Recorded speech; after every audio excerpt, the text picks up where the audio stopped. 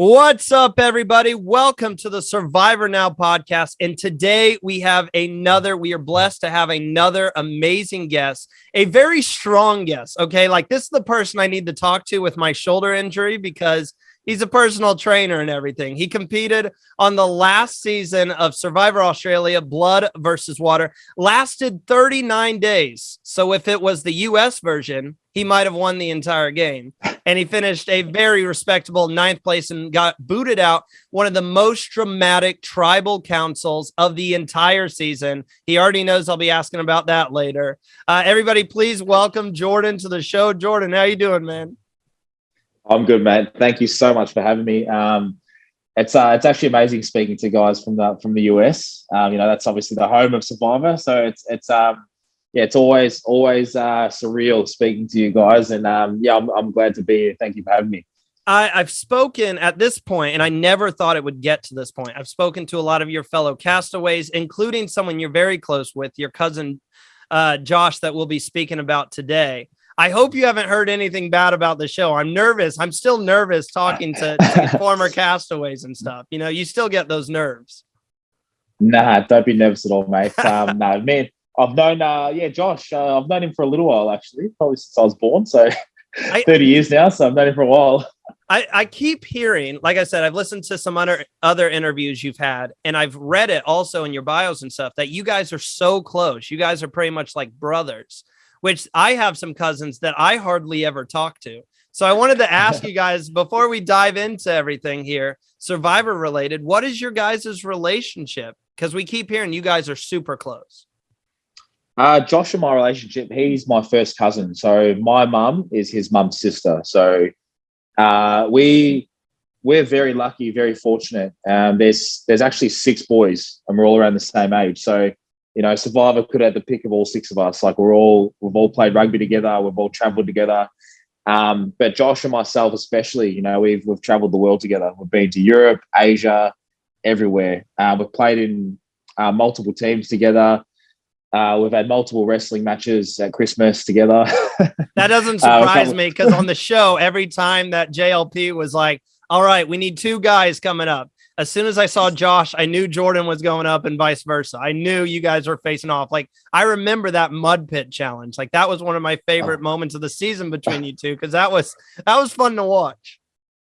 Oh, that's what we were worried about too, because we knew it wasn't even about being on TV. It was about family and our mates. Like, whoever loses, our mates were going to give a shit. And then same with our family. Like we never would have everyone was like, my brother would have ripped into me, Josh's brother. So we needed to get it done. But now though that mud wrestling challenge was, I will say that's one of the hardest things I've ever done, because it actually went for a lot longer than they showed, and we were gassed. Like, of course, I swallowed a lot of mud, like a lot of water as well, and we just didn't want to let each other lose, so we just went hard.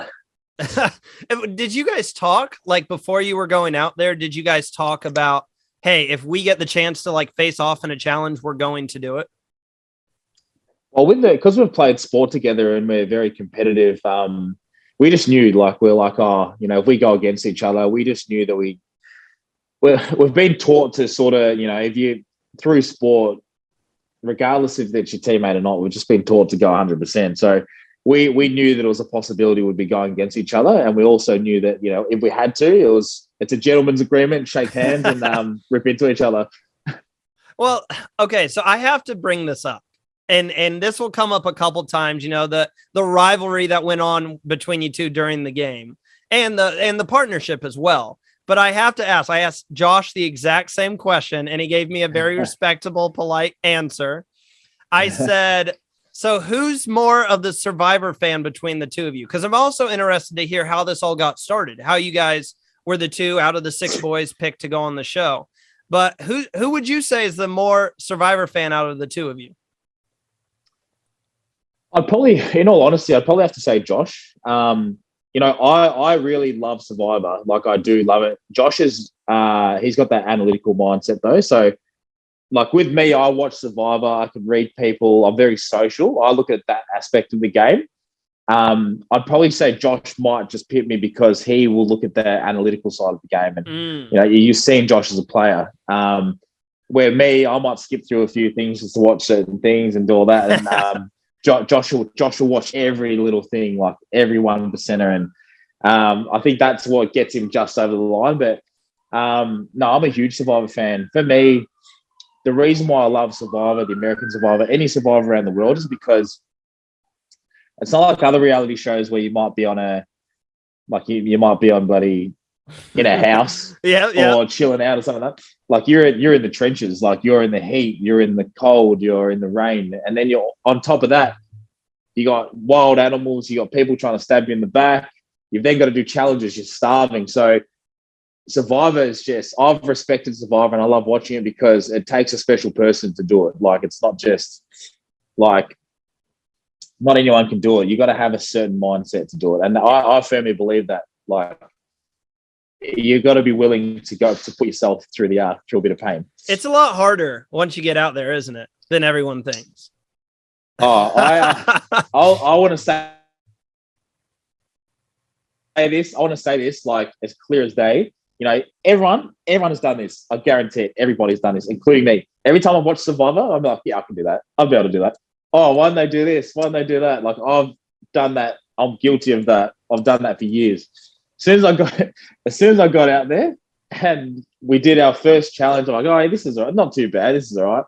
Once we got back to the campsite and it was barren, like there was nothing there. Yep. There was just like your well to get water, nothing set up. It was 45 degrees. Like I know that you guys, like I was saying to the boys as well, you're in Fahrenheit, so I don't even know how hot that is. That is. I don't even. I think Mark said something about it was like 101 Fahrenheit. That's the one. That'd be about right. Yeah. So, and you've got no food, and it's like, all right, well, this is a lot harder than I thought. And then you're in these challenges, you're wrestling. So, to anyone out there, it's a lot harder than even for me. I was surprised. I'm like, this is hard. Like we're in the trenches now. Don't tell me this, Jordan, because I've applied to the show 5 or 6 times, and then I'm new to the Australian version. Your guys' season was really the season that. It was the first season I watched all the way through. I've watched some, highlights of past seasons and stuff. Champions versus Contenders, Daisy season. I watched that. Yeah. So that was the first season. But I'm like the Australian version of the show. I actually prefer it to the US version because I feel like they do a lot of stuff right. I know we're going to get to the purgatory twist because you weren't the biggest fan of that. And I understand why. But don't tell me it's super hard because I'm not an outdoorsy person and I'm still like I want to get out there. I want to put my skills to the test. Well, that's where I want to explain something too. Like a lot of people think it's just about physicality. It's nothing like that. Like go ahead and look at George. Like I don't know if you watched last season. I haven't yet. If you look at George, who was runner-up last season, he has probably one of the best strategic minds I've seen in the game of Survivor. And that carried him a long way. So there's different levels. There's different types of strength. It's not about physicality. There's social, there's strategic. Like there's all different levels. Like you can, if you're solid in one area, you can make up those other areas. And I think with you, man, you know the game. You want to do it, and that's all. If you've got the attitude to do it, you'll do it. That's all I meant. It's not about you don't need to be the strongest guy. Yeah, I mean it would help. It would help a little bit. It helps a little bit, but, strategy is everything as well. Like you've seen a lot of strong guys get taken out early. That was the difference between this game. We tried to stay together this time. But, it's once you're in, this is one thing I learned about Survivor too. Once you get into the game, regardless of who you are, what background you are from or whatever, it's an even playing field. Everyone's the same.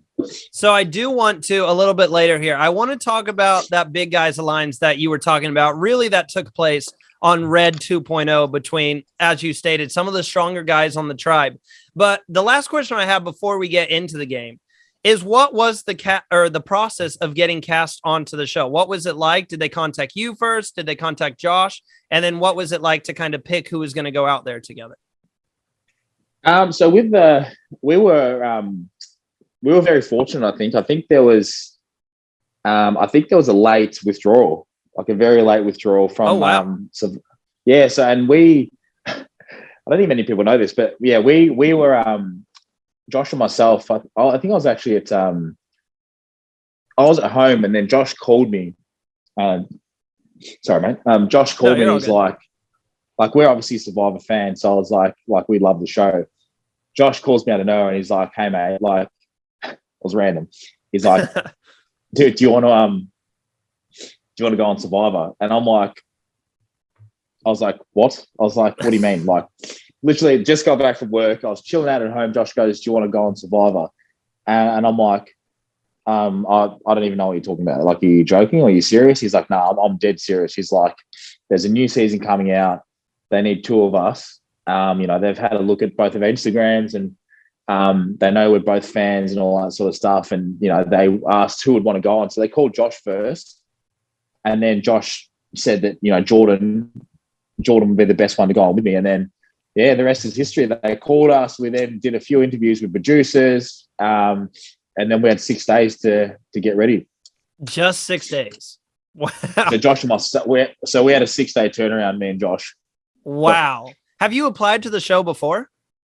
I've never applied, but I think Josh has though. So that's why I was like, I think Josh might have, and I think maybe his partner as well. But I've watched every season of the Australian Survivor, and I've watched a few US seasons too. So I was like, this is crazy. So they're like, "Are you ready to go?" I'm like, "Yeah, I'm ready to get it done." Ready for the challenge. Well, what was it like to actually like get out there? Because that's one of the best feelings, right? You aren't starving yet. You aren't sleeping on the ground yet. But you get right there. You see JLP standing across from you. You have Sandra coming in on a helicopter with her daughter. So what was that initial feeling when you were standing there? And did you guys expect to play together right off the bat? Or did you kind of know with blood versus water, it was going to be separated? Oh, you'll laugh at this because when we lined up, because you obviously don't know who's going to be on the show, they keep that pretty airtight. Mm-hmm. So we were put into 2 lines. It felt a bit like Hunger Games, to be honest. So you're like, what are we getting into here? Oh, once it hit, like we lined up and they're like, "All right, you got into the game now." Then we walked over this huge ridge, like you saw us into the game. We saw JLP. I'm like, "All right, this is real now." And the excitement just kicks in. You're like, "Oh wow, this is hectic." And then because of the American season, like you've obviously done blood versus water before, so yeah, we knew automatically, like it would have been a miracle if we played together straight away. So we prepared to be split instantly. Like we knew it was coming, and then to see Sandra and Nina rock up as well, we're like, this has opened up a whole new kettle of fish here. So it's going to be pretty interesting. But we knew we were in for a big one. Like there were some big players there, like they were already there, and it was actually one of the most nerve-wracking experiences I've had like in a while. Like walking over, seeing JLP standing there, and just going, "All right, well, there's no way we can leave now. Like we're here now." Well, and you actually got to start on a tribe with the Queen of Survivor, and being a fan yourself, you know all about Sandra and all that. So, what was that like to just have Sandra, the Queen, standing on the same tribe as you? Were you kind of like, okay, I got to get her out instantly, or kind of like, hey, let's try to learn from her here? I had two different mindsets. I was just like, she was, by the way, Sandra's awesome. Like I had some really amazing chats with her. She's really down to earth. And she was awesome. But I like you said, you just hit the nail on the head. I watched Survivor, I watched Survivor. I've played a lot of sport in my life as well, and you can watch sport, doesn't mean you can play it. You know what I mean? Like, oh, I know, yeah. I know, yeah. And so Sandra, like you just said, Sandra, I might watch Survivor. She's played it, like she's done it 6 times. So I'm like, well, if there's anyone knows how to, and I'm going off track here, but you can prepare as much as you want for this game. You can do whatever you want, but once that heat hits you, those cameras hit you, all the pressure hits you, mate. It doesn't matter what you've learned, like outside, that's a different beast. You got to pivot. So like I knew straight away I might have to talk to her and I might have to get some tricks off her and learn, because she's done this 6 times. She's a veteran. She was so calm, like instantly. And all of us are shaking and shitting ourselves.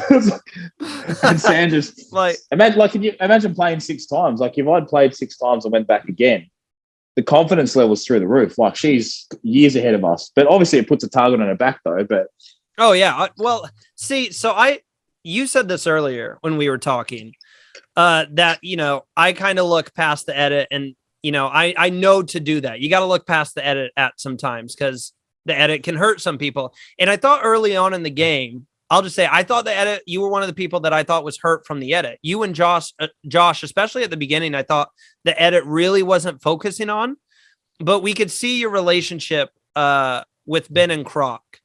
And so they also made it seem like you three were kind of working with Sandra because Sandra wanted to get in with the big guys and work with them. How close was that connection between the two? Was that just Sandra and the edit making it seem like you all were working together, or was it actually like a group that was happening, that was forming there? It was a bit of a you hit the nail on the head there. Like it was a bit of a mess. Like we all had different angles. So Croc was very close with Sandra. He wanted to have a really good working relationship, which because she's very, very switched on. I tried to for myself, I knew that physically would be threats instantly. So for me, I was actually just trying to make sure I had shields from Ben and Croc, but also building relationships with Jesse, Sam, Amy, like the likes of that, and Sandra. But I did feel like we had a really good working relationship. But Sandra obviously played the cameras in the edit perfectly. Like she knows exactly what to say. But no, I thought I had a very good working relationship with Sandra though. That was the only thing. Usually I'm okay. I'm not perfect at like telling how people are in the tribes and stuff. I was confused with your game only at that moment because I know it appeared you were close with Amy as well. So I didn't really know at the time what side were you closer to Sandra or were you more closer to Amy? Or was it kind of like you were playing both sides, early on in the game, just seeing where you fit it? So with me, my whole game plan was to use my physical strength and attributes as just I've already got that, so I'm not going to worry about that, and not being cocky or anything like that. But yeah. I don't want that to define who I am in the game. So I've worked in sales, I've managed people before, I can read people. So my whole gameplay was to build relationships with sort of everyone, and then pivot where I wanted to work. So I actually found myself in a very strong position. I found myself in the middle of the tribe where I could speak with Michelle, I could speak with Amy, I could speak with Sandra. I was airtight with Sam, Jesse, Croc, Ben. So I actually found myself in a position where my name didn't even come up for a long time. I was going to ask, did you ever feel like, before we get to Blood 2.0 or Red 2.0, did you ever feel like in a position where it's like, man, obviously you're always going to be nervous, but did you ever feel like, man, my name could be on the line tonight? Or like you said, were you pretty comfortable in the tribe? I actually felt pretty comfortable. Once Sophie got blindsided though, that caused a tiny bit of I was like, all right, maybe maybe we might be in a bit of trouble here. But, we pretty much, I made it a goal of mine to wrestle back control very fast. So after that happened, I was like, create distance, rebuild the connections you've got. And then after I did that, I actually felt pretty confident. I was like, this is all good. And yeah, man, we were safe. We pretty much, not being cocky, but we pretty much got to tribe swap unscathed. Drop the mic, Jordan. No, I like it. I like own up with the confidence. I love it. I didn't even have this question written down until I listened to your interview on our good friend Speaking Llamas podcast. Correct me if I'm wrong here. You said one of the huge moments for you in the game that they didn't really show in the edit was the Amy vote out. So can you kind of walk me through that elimination for you and how that went down? When Amy got voted out, or when? Yeah, because didn't you say on the show that was like a big moment for you in your game, is getting Amy out of the game? Not the Amy vote out. I think that just showed I think for us, it probably just solidified how strong our bond was, and it pretty much just showed how strong our alliance was. That was the first time where we joined Red 2.0, and Josh had his alliance. Yeah, but it wasn't my alliance. I was coming into his tribe. We were outnumbered, so there was only 3 of us left over. So, I had to put my trust in Josh's hands, but also I had to build relationships quickly. So when I got into Red 2.0, I was already getting asked to join little alliances everywhere. So by Shay, by Nina, by Josh, obviously, who's my cousin, by, I was getting pulled each way. So once I was having those conversations, I was like, I felt even more confident again. I'm like, I'm going to fall into another alliance here, like with just the back of, building relationships. And then, Amy took a swing and, we sort of clean swept her. Like, I think I got 1 vote and that was from Amy. So I think that sort of solidified where my position was in the tribe. And I was like, we're going to go to merge now. So you brought up alliances there. And I love the move that you guys did. I know a lot of times it's not the popular move in the Survivor community for all the big guys to team up together. But you were right in saying that, a lot of times the big guys pick each other off one by one in the game. Not to say that, people who go on to win don't deserve it, but, some of the big guys don't get that chance to make it to the end because they just pick each other off. You actually teamed up on Blood 2.0 with Mark, Josh, Juicy Dave, maybe was he in that as well? He was kind of on the outs a little bit, right? I was like, Juicy, the big guys are together, and then Juicy Dave's kind of tagging along. But when you guys got together to talk about Jordie as well, when you got together to talk about that alliance, how did that talk go down with you guys? Was that something that you and Josh started up, or was that just all of you coming together to say, hey, let's protect the big guys out here? Well, we knew, it come down to a values piece. Like, it came more down to values. I know this is going to be pretty deep, but, Mark's an SAS soldier. So he's a lot of SAS, Navy SEALs, that sort of stuff. It's all about team. It's all about, teamwork, trust, like loyalty, all that sort of stuff. Me and Josh are rugby players. So it's all about teamwork, trust, loyalty. And Josh, built a very strong relationship with Mark. And then, when they came over and had the cheese platter there and we were there, we got to speak as well. And I was like, Croc had the same values too. So, I think it was always going to happen at some point. I was like, we're the big guys. We need to protect each other. So what we realized is once we actually merged and got together, we're like, and then the Amy vote happened. That's when we knew too, because I put my full trust into Mark, Josh, and their alliance that they could have sent me, they could have easily just switched up. And I put my full trust into them and I just sat back and I had to trust them. And then, they got it done. And then from that point of view, from that moment on, we're just like, why don't we look after each other? Let's get to merge. And then we want to compete too against the strongest. We want to compete against whether it's mentally strong, physically, it doesn't matter. We were like, when we get to merge, we have to go against each other anyway. So why not get each other there and then take each other out? So that was just 101, like basics. Yep. And then, go ahead. No, go ahead, man. And we just realized we just had a lot in common. If you want me to simplify it, we just actually had a lot in common. Half of our chats that they won't show were movie quotes. Really? I told the boys this. You got to give me a movie quote now. You got to give me one. I'm an actor outside of this. That's my actual job. So now you got to hit me with a movie quote. So we had some dumb ones. So one of the challenges where we jumped off that bloody off the waterfall. Yep. We all looked at each other and just said, aim for the bushes, from the other guys. We just say shit like that all the time. That's in the middle of a challenge. Is it something someone would say a quote and they'd point and they say, I got it. I understood exactly, that one. Yeah. So I'd turn and look at Josh and be like, aim for the bushes. See, this is the stuff. This is the stuff that doesn't make Survivor television that needs to.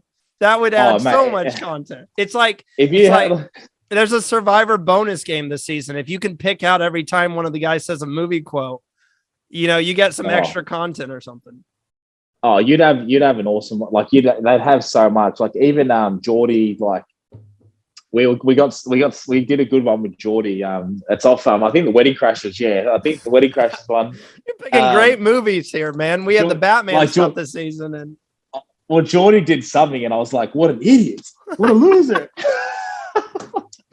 And we were just like, all like, and so we would just do quotes like Batman quotes, like Wedding Crashers, Step Brothers, Oh, all the classics. Everything, all Happy Gilmore, Billy Madison, like all the bangers. Like we had half of our conversations, we get filmed for like 13 hours a day. Even Mark, Josh, and myself, we just quotes. Like all we'd speak about was movies. And then people were like, what was your strat chat like, your strategy? And I was like, we'll just talk about movies. Yeah, like, what we'd strategy? Make the plan. We'd make the plan up, and then we just speak about like movies. That's exactly what I'm saying. What game are we on right now? We're just talking movies. Get out of here with your strategic talk. But that's why it's hard to watch, because we get called boring, we get called certain things, but at the end of the day, the only reason we stuck so tight too is because we actually had a lot in common, and we were just good friends. Yeah. And we knew it was a game. We knew at one point in time, only one of us can win. But also we knew, why don't we take each other as far as we can? Like, and that's just simple. If I go to Australia now, or when I make it out there, when you come out, visit the States, and I see you in public, or we meet somewhere, first thing I'm going to say is aim for the bushes. I'm going to remember. Yeah, definitely. Oh, mate, I'll take you out for sure. Like we sort of straight away, it was just quotes. Like all we did was quotes. Like all the best movies too. Like we just had heaps. See, I knew watching it. I'm like, I know that'd be my lines. I know I would be right in with them. Before we get to the merge here and really get to where the game takes off and all the deepness of the game, the deep strategy talk, as you said, I have a few quick hitter questions here. Okay. And this doesn't just have to be stuff that happened pre-merge. So it can be throughout the entire game. Okay. You ready? Of course. Yeah. Of course. All right. Hardest challenge. Oh,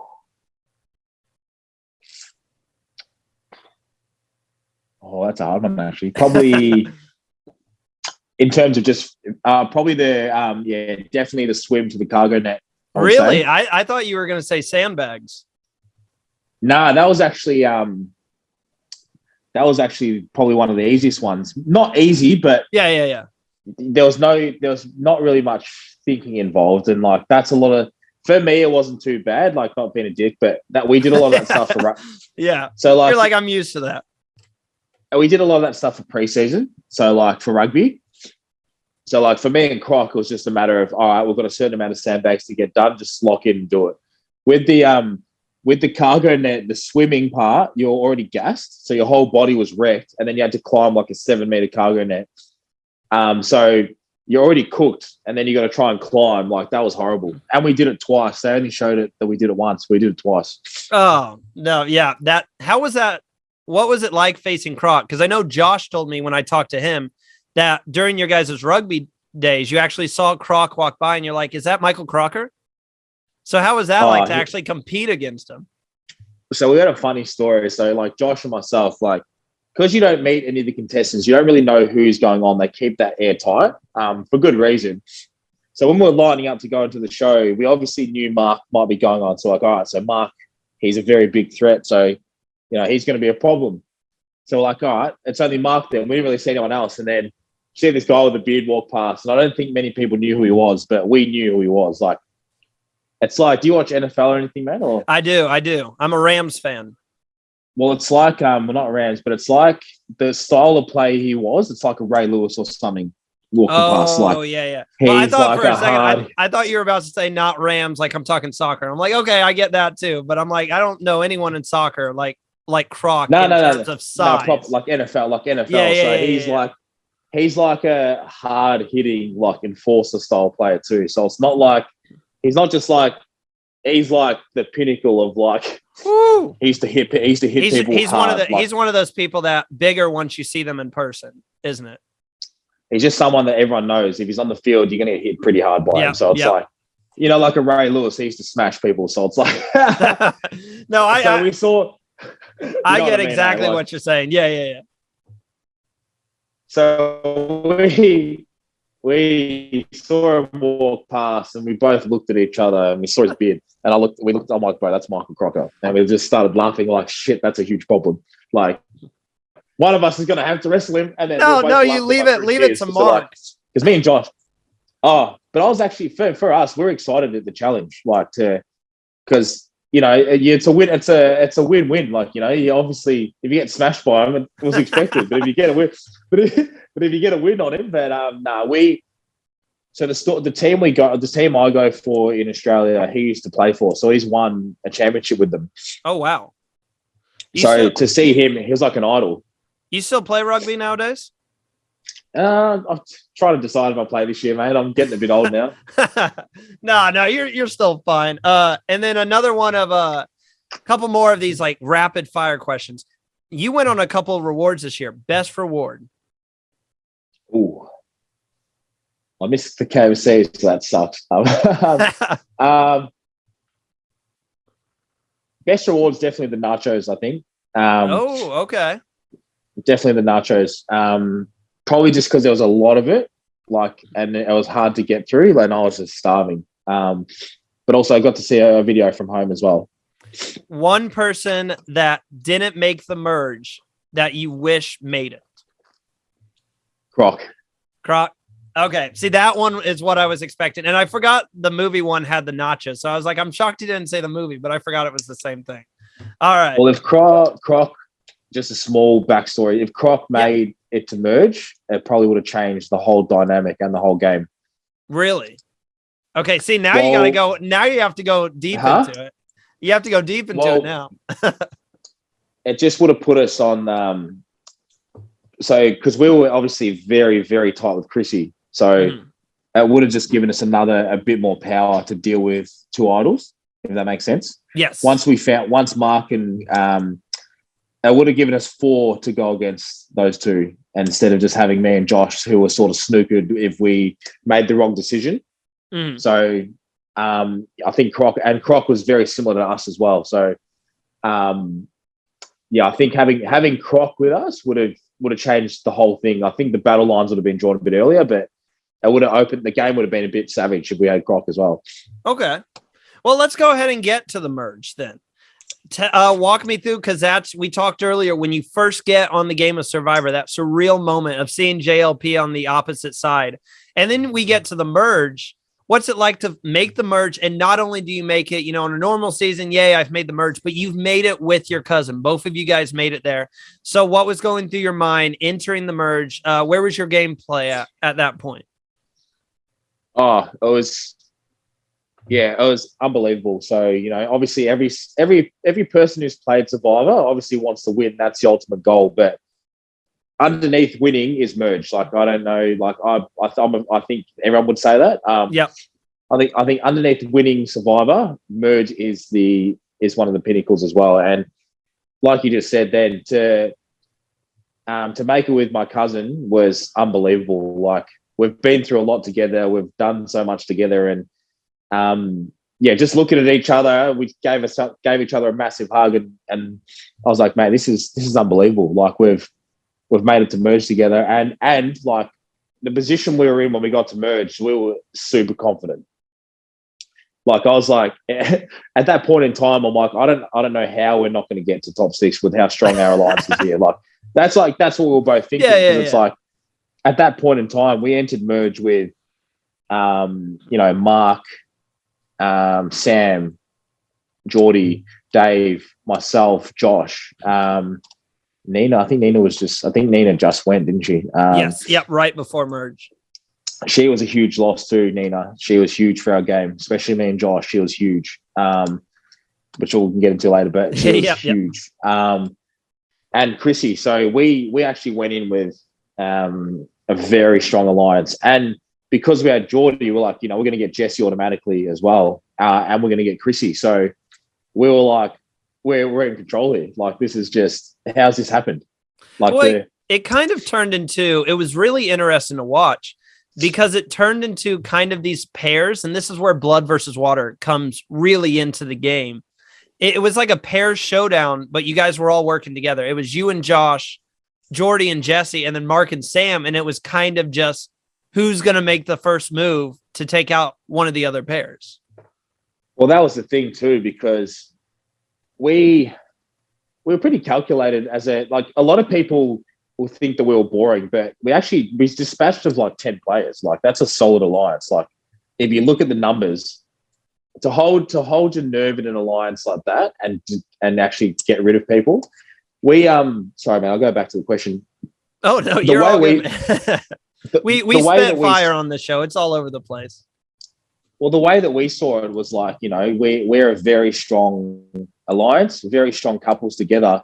Who are the strong individual players that if you sit next to them at the end, like who is going to give you the hardest challenge? And it's like, Khan, great player, very strong, very socially, like Khan was amazing out there. It's like, can you really beat him at the end? And you saw the stuff he did in the game, and he went 21 days with an idol. He gave an idol away. You're like, you got to take these guys out. Like that's a resume that just, that's a huge resume automatically. So we then clicked into that same mode that I spoke to before. It's like, all right, we've got the majority as couples. Why don't we go as far as we can together? And then at the end, fair is fair. We go after each other. I'll just say, and we did the same thing. I'll just say, I didn't think you guys were boring at all. I think it's just I don't know if spoiled's the right word, but after like the US seasons and what's been happening, it's just like alliances aren't a thing in them anymore. It's like these voting blocks now. So just to see, I really love seeing an alliance. You guys all get together and work together. It was like, this is classic Survivor. But I do have to bring it up. I'm sure you've heard a lot about this. You were a part of the group that Jordie's going around saying that Sam and Mark have 2 idols. And it's just nobody is buying it. So everyone's had a different version of why they weren't buying it. I wanted to hear your story about why this was like, I mean, and we'll talk Purgatory here in just a second and get your thoughts on that. But even after Purgatory, he came back and he was still saying, they've got 2 idols. So what was your reasoning behind, is this true? Is this not? What were you feeling about that? Oh, and this is where the edit comes into it. Like, it's you've only got a certain amount of information in the game that you can go on. And Jordie, I love Jordie. Sorry, Jordie, if you watch this, but we caught Jordie in multiple lies all the way through the game. So like multiple. So it's like a bit like the boy who cries wolf a little bit. So we caught him in multiple lies. And then also we planned to go top 6 as couples. Get there, the boys, Mark and Sam. Josh and myself even spoke to Jordie and Jesse about going into the 4 early days.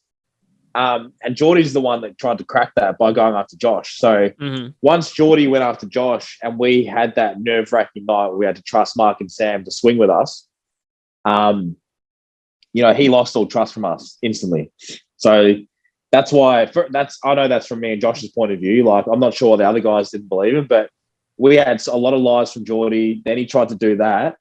And then this is where it gets messy as well. So Jesse's a very smart player. Like Jesse, I speak to Jesse regularly. Like, he's a smart kid. Like he's a uni student. He's very smart. So very smart survival player as well. So there's 2 parts to this. When Jesse got voted out, Jordie said, "Oh, I can't believe Jesse went home with his idol." So that's the first thing Jordie said to us. He never said Sam had it. Yeah. So, all right. So we're like, all right, sweet. Well, the idol's gone. Then it was like, I cannot see Jesse giving his idol to anyone. He's a smart player. I cannot see that happening. Like, so there's like your 2 things where you're like, nah, it can't be real. Like Jesse would not give his idol. Jesse would not give his idol away and then get voted out. Like, I could not see that. Like, we cannot see that happening. Plus, Jordie said he took it with him. So I was like, all right. And let's be honest here. If someone stole Josh's idol and I knew about it, I'd be kicking up way more of a storm than well, this is okay. Like, I do have to say here, based off what Chrissy said, and I knew the edit probably, brought it down a little for the audience. Chrissy said Jordie got, again, I love you, Jordie. I also love you if you're listening to this. He kind of got annoying with it to the fact that he would say it so many times a day. Like, guys, he's got a second idol. And Chrissy said at one point, she just got kind of annoyed of it. It's just he didn't build like, yeah. Unfortunately, Jordie just got caught in a few lies before that. and it was hard for us to trust him. But also, it wasn't enough at that time. Like, it didn't make enough sense. But also, me and Josh had a very we needed, like, at that point in time, we needed to stay tight with Mark and Sam, because as soon as you break that couples alliance, you know, the singles were starting to outnumber us. So we needed to stay strong in that alliance, because at that point in time, we still had Mark and Sam, Josh, myself, Chrissy, and Dave. So we still had 6. Mm-hmm. So we just needed to hold that tight, because as soon as one of us broke, like, we're in trouble. So we're in a point where, like, all right, we're gonna have to risk there could be a second idol here. And just keep sticking to our game, you know, and deal with it when it comes up. But then at the same time, like, we don't really believe Jordie that there's a second idol anyway. And Sam, to Sam's credit, she is a very good actor, so she played it well. Well, we're gonna get to her acting and your final day here just in a second.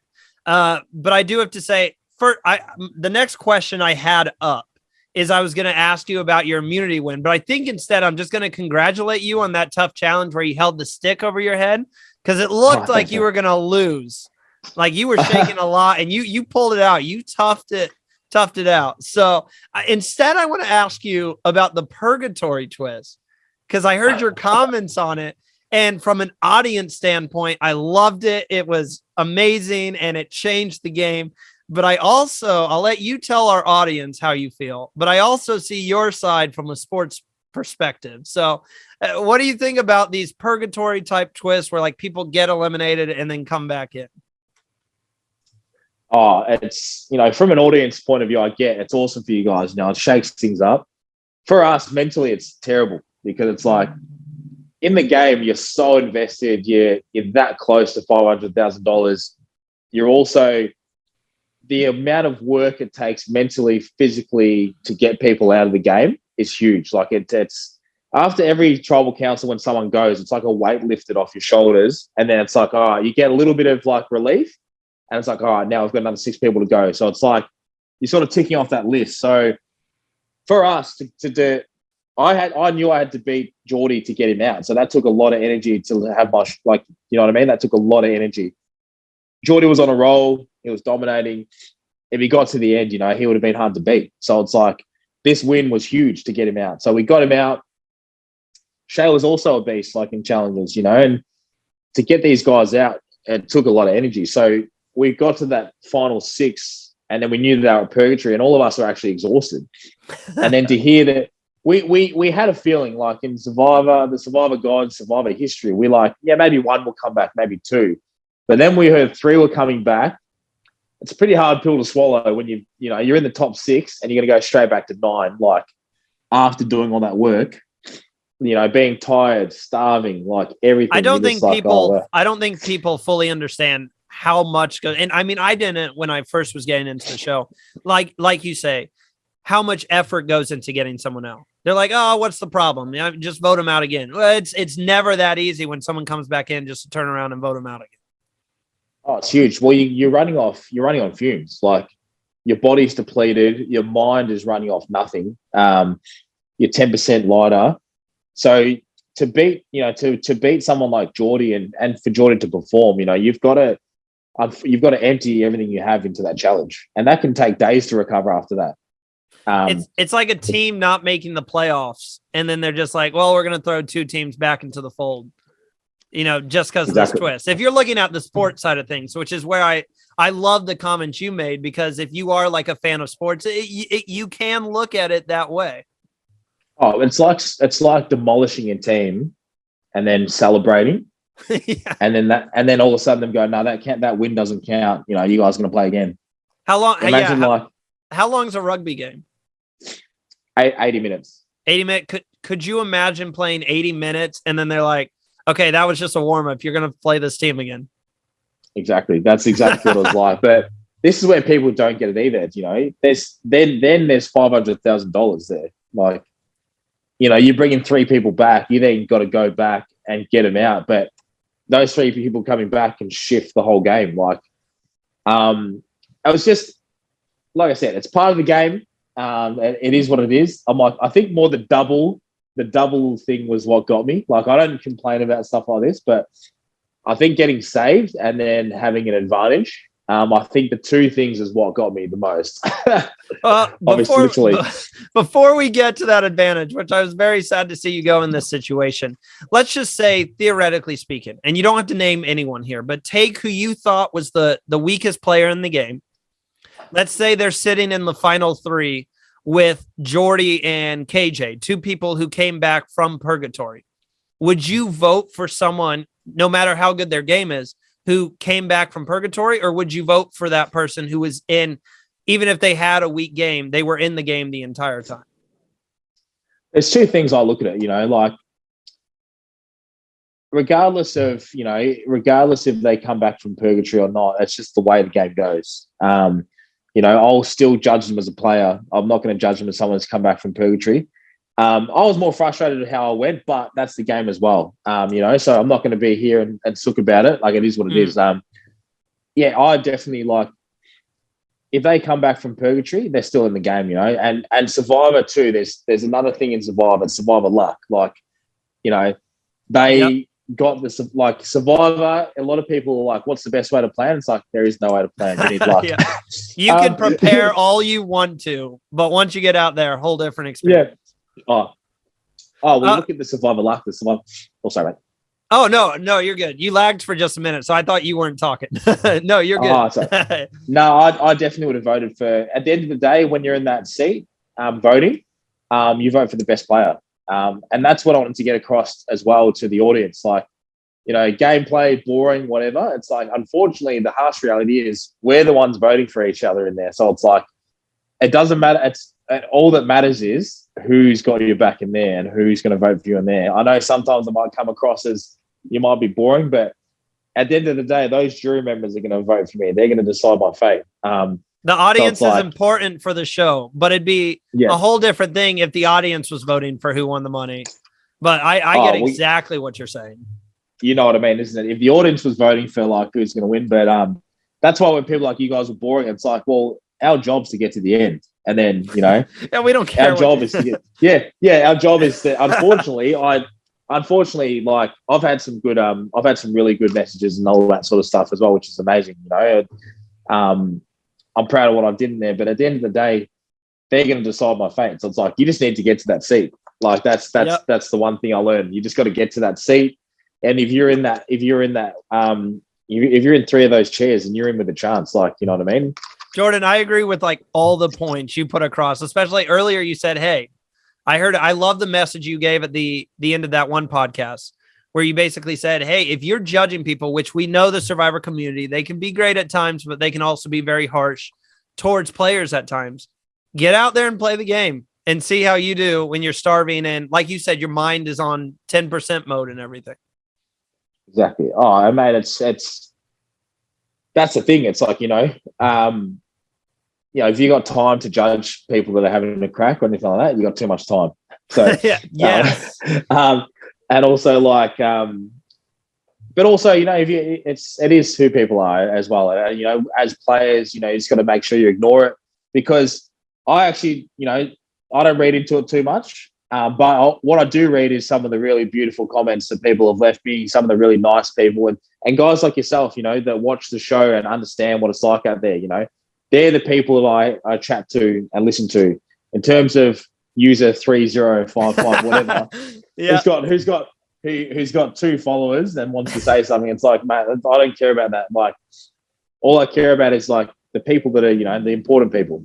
This is also a beautiful life lesson, past the game is just keep the positive comments in your life, ignore everything else. But let's get to a negative thing, which is when you got voted out of the game, because we have to talk about it, Jordan. I know. I wish I could say, Jordan, congrats on the $500,000 there that you won. But let's get to day 39.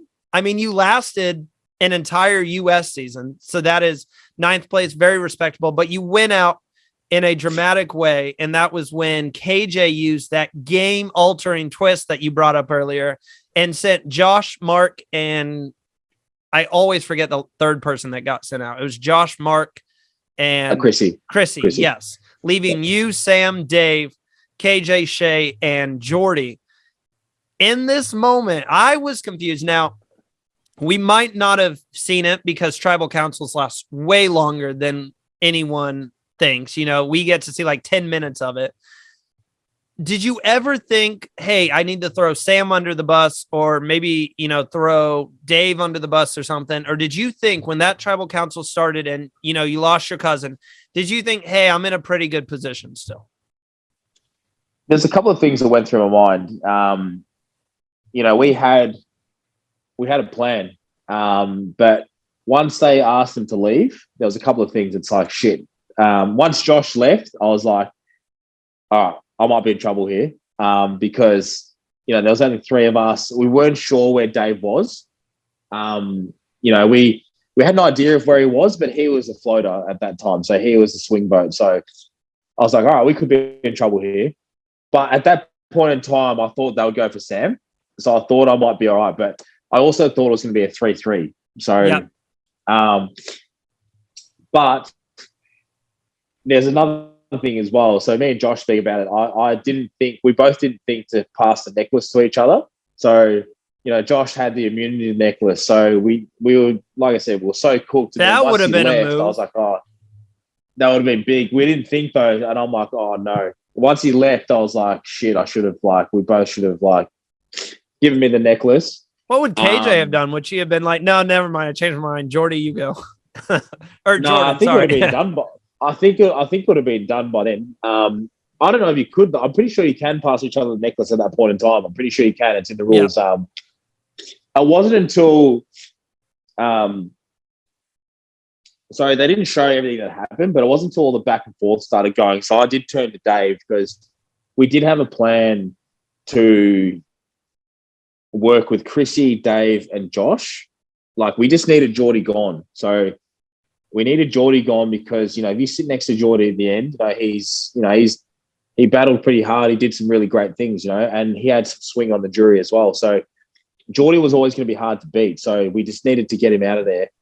And then, you know, there was a lot of the idle chat going on at that point in time as well. So I turned to Dave and said, mate, you just need to stick with us one vote, and then we go after those idols. Because once we get rid of Jordie, who is creating all the chaos, we then have Josh, Chrissy, myself, Dave, and Shay at that point. So that's another majority there. That's 5.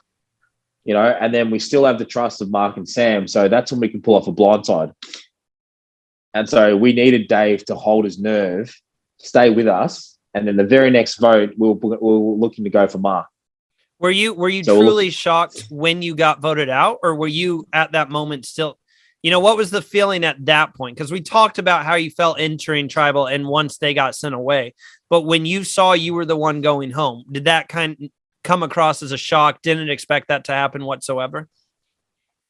Once Sam stood up and once Sam didn't play her idol that she didn't have on her, I was like, I knew I was gone. Had to be a tough feeling.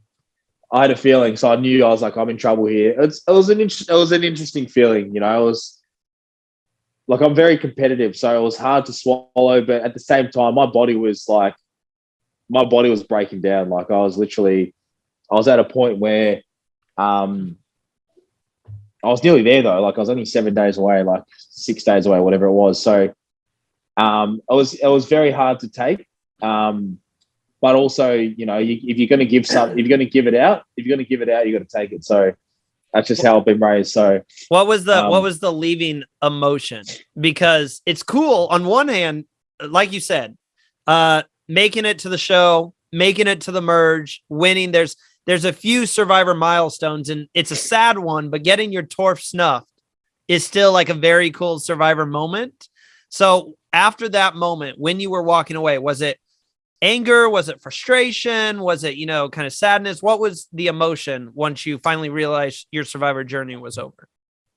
I think it was all of the above, you know, like it was, it was a bit of everything. I was thinking about food straight away. I was like, yes, I'm going to smash some cheeseburgers now. That feeling was unbelievable, knowing I was about to eat. But it actually, in all honesty, it came in waves. So when I left, I was like, oh, what the hell just happened there? Like, and then it was also a bit of like, oh, well, I get to speak to my family now. You know, I get to ring, you know, my partner, see how she is, because you haven't spoken to anyone. Like, so you're also like, shit, I was so close. Like, what's Josh going to do now? You start worrying about Josh, and it's like, you go through all these different stages. What if I did this? I'm starving. I'm going to go eat. I get to see my family. I'm happy, but I'm like sad. So it's hard to explain. It's a lot of different emotions. Then you're like, I'm really proud of myself too. You know, I've gone deep here. You know, they cracked the 40 days, 40 out of 47, 46, you know, it's very impressive. Yes. And to do it with Josh, you know, it's crazy. And I went through all the emotions, but you find that you go through all of them once you leave. Like once you get hit with reality and you go into the Drury Villa, and all the normal things are around you, like you haven't seen a bed in that long, a kitchen, like best sleep of your life, wasn't it? Terrible sleep. I had a terrible sleep. I was overthinking everything. I couldn't sleep. I was laying up, staring at the roof, and but it was best dinner I had in a while. Though I ended up eating like a lot. I was gonna ask that. It's always a fun question. Sometimes it's more fun to talk about like the outside the game part than the inside the game. And that's what was the first thing you had, like food wise? I don't know if you guys have them in the US, but have you guys heard of what chicken parmigiano? Have you heard of I've heard about it. I want to say, I know they're very popular in Australia. I want to say I had something like it in Ireland, but I don't know if I did. Because I had a friend in Dublin that I met up with. He's like, you guys have to try. It was chicken something. I don't remember the other part of it. He's like, have you guys ever had this? You have to try. And it was probably some of the best chicken I've ever had in my life. Man, I actually feel like one now, but no, it's like a big like crumb chicken schnitzel. Like, you know what a schnitzel is? Yes. So a big crumb chicken schnitzel, but it's covered in like pasta sauce. And then like ham and then melted cheese over the top. Now I'm getting hungry. So it's ridiculous. So I had a couple of those. I had cheeseburgers, waffle fries, chocolate, beer, and I just lots of beer. I just kept eating. Like the doctor's like, mate, you gotta take it easy. He's like, you need to eat like. You got to eat like 1,000 calories and it can't be like chocolate or fats or anything like that. I'm like, no, never mind. Well, you're used to being a personal trainer. You're used to like bulking up and everything too, right? Oh, that's what I said too. He's like, you need to eat like 1,000 calories. I'm like, nah, man, I'm going for like 5,000. I'm starving. Like, I'm like, never mind that. And I was getting stomach cramps, but I just kept pushing through because I was so hungry. Hey, that's a real champion right there. Let me just say that. But I know we're running a bit long here. Do you still have time for some fan questions? Yeah, of course, mate. No problem. And then real quick, the last question I have in terms of the game mode, you voted for Mark. He got a unanimous jury, which is something that's really hard to do. Let's just say for the fun of it, and I usually don't do this whole hypothetical look back stuff, but I do want to know if Josh made the final three and it's Josh and Mark, it would have been a close battle. Would your vote have gone to Josh because of the blood relation between the two? 100%. Got to support. And it's like 100%. And I think if you're not voting, regardless of gameplay or not, if you're not voting for your blood, like I don't know what you're doing. But I do believe, like, yeah, that would have been a very tight battle. You know, I think there's a few people or a few of us, you know, that if we got into that third seat, you know, or one of those three, I believe would have opened the game up a lot more. Yeah, if Josh, that would have been an interesting one, actually. I definitely would have voted for Josh. So that's what I was hoping for. I didn't know. Like, I'm like, if those two make it to the end, I have zero idea who's going to win this. But thank you for sticking around here, and thank you to everyone who left us your questions on Instagram. We're going to get to a few of them here. So, first question is from a person you're familiar with. We've spoken about him on this podcast. Your good friend Jesse. So, Jesse asked, oh yeah. You're like, you have no idea where this is going. Jesse asks, who is the greatest player you played with and why was it Jesse in every single way? Now, see, Jesse, I don't know if he can answer that saying you are his favorite player because he played with his cousin, like we said, like that blood relationship. But that I had to put that out there. Jesse said, why is Jesse the best player? I love Jesse. He's a good dude. He's a good kid. No, Jesse was Jesse was he was a great player. You know, I do believe I think Jesse should play again. You know, I think he was hard done by a little bit, but also, no, he's very, very intelligent. Jesse is a good kid, and they didn't actually show how tight we were. We were working together from the start, no, he's very smart, and I can't answer that. There's a lot of great players out there. A lot of great players. You can send him a message after this. Have a good laugh about that. That was funny. I saw he asked me that. I said I got to get that on the show. Get it on there.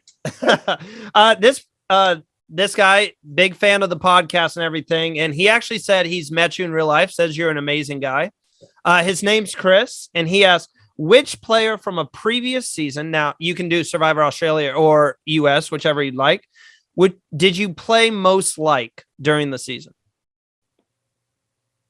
Oh, there's a lot to choose from. Yeah, that's a hard one. Yeah, I should have sent you these beforehand.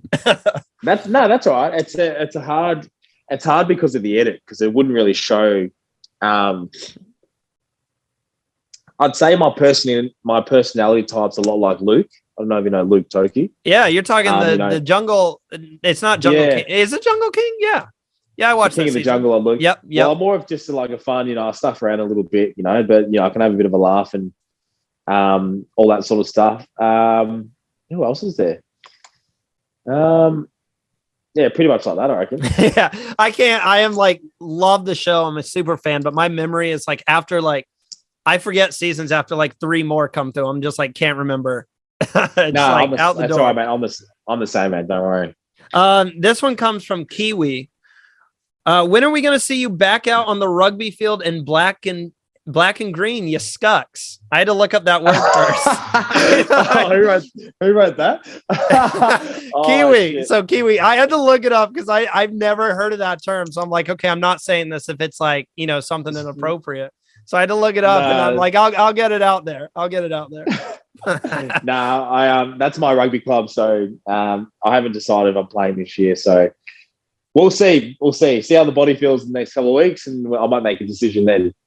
They didn't get the answer they wanted on here, Jordan. They wanted emphatic yes. I'll see how we go. And then the last question we have, or actually 2 more fan-wise, from Caddy. What is your nationality? Because you got what's your nationality? You've got like a tribal tattoo. I know that, right? I'm actually a bit of a mixture. So I'm German, Samoan, and I'm Maori as well. So Maori too. Oh wow! See, I thought, I'm like, I wonder if he's got some Samoan in him. Yeah, just a touch, yeah. And then the last one is from Caleb. You spoke with him on the Speaking Llama podcast. Huge. We're fans of theirs. We're good friends. He said, why is Jordan so great? Let me just say, we've been talking about it since you interviewed with him, about how excited I was for the interview. And they said you were an awesome guy, man. One of my heart, man. I don't know. They were awesome to speak to, mate. Yeah, I don't know. I can't answer that. I don't know. I know. That's a question you can't. That was more of a way, just him saying you're great. No, you're a good dude, man. You're a good dude. So just a few things to wrap up here. Did you and Josh at all? I asked him the same question, and he gave a great answer as well. Did you guys poke fun at all after the show aired and everything about, I got you in this challenge, I made it farther and all that? You guys poke around a little bit watching it back? A little bit, not too much. We had a bit of fun with it. Like our friends, it was more of our friends that tagged us in stuff like that we beat each other at, and but we not really. Like we respected how hard it was out there, and you know, and it's my cousin at the end of the day. So, you know, we were trying to be humble when we won stuff, and you know, and accept defeat as well. But at the start, we had a bit of a laugh, but then. Towards the end, we were just happy to be out there and just proud that we got so far. Always like the deepest questions. This is always the deepest question we ask on the show. What are you going to take away from this experience? Because there's so much that you end up with, you know, outside of the game, great memories, great friends. So what are you personally going to take away from this whole experience? From this experience, I said to the boys like Caleb and stuff, you know, values. once you're in there and you've got no food, you've got no social media, you're not paying bills, you're not doing all that sort of stuff, all the life tasks, you actually realize what your values are, and what's important. So the main thing I'm trying to take away from the show is how do I stay true to my values, and then how do I get that across into helping people, and that's what I need to do out here. And I think the main thing I've taken from it is just be yourself, and which I battle with all the time. I've got things I need to do in my life that I need to stay focused with, and there's people I need to care about and think of. But how do I use what I've just done in Survivor to help? And that's probably the biggest lesson I've learned. That's always my favorite response to hear from castaways. It's like, this is a show, and this is why everyone loves it. A show that changes, who you are as a person, not necessarily, you know what I mean? Like, it changes, it puts everything in perspective for you in life, being out there with absolutely nothing and everything. This is how we always end the show, man. Would you play again? Would we see Jordan back out there, or was this a one-time thing for you? No, I'd definitely play again. I don't think I could go back to back. If they gave you a call tomorrow, you wouldn't do it? I'd probably do it just because I'm competitive. But I think it's one of those things that I'd love to play again. I'll do a couple of things differently. But also you got to mentally be ready to go again. Survivor takes it out of you in ways that people probably don't get. So I'd definitely I'd want to be ready. Oh man, I would love to see you play again personally. I know everyone thinks that I always say this on every podcast, but I enjoyed watching you, man. It was really fun. And thank you so much for joining us today. I have been, like I said, been looking forward to this. This has been like a month in the making or so, maybe more than that. I might have messaged you as soon as you left the game, even though I'm like, I know I can't talk to him directly. So, but thank you for joining. Where can fans find you, Instagram wise and everything? Just on my Instagram, if they want to follow and jump on, just on Instagram. You guys will see in the comments or anything like that. It's just J_Schmidt 92. If you guys want to follow, if you have any questions for me, by all means, reach out. I'll try and get back to them if I can. But I'm happy to speak to people, and just on Insta. That's where I mainly am. Well, thank you so much for joining us. You got to be tired, man, because I think I heard this on the last podcast, but did I hear you get up to work out at 5 a.m. in the morning? I can't believe that. No, I've got that's when I have like clients and stuff. So I'm up at 5 a.m. Nearly every morning, and it's just a part of the life, man. It's part of my life. So as a coach, you got to get up that early. So I'll be tired soon. So well, thank you so much for joining us. It was an honor having you, man. And you have you're not going to get a paper in the mail or anything, but just know you have an open invitation to join back on the podcast if you ever want to join us and chat about Survivor some more. Yeah, beautiful, mate. I'd love to. Enjoyed really speaking with you guys and the other boys as well.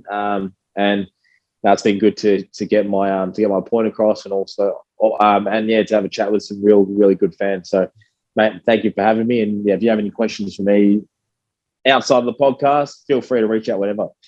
Awesome. Well, everyone, thank you so much again for joining us, and enjoy the rest of your evening.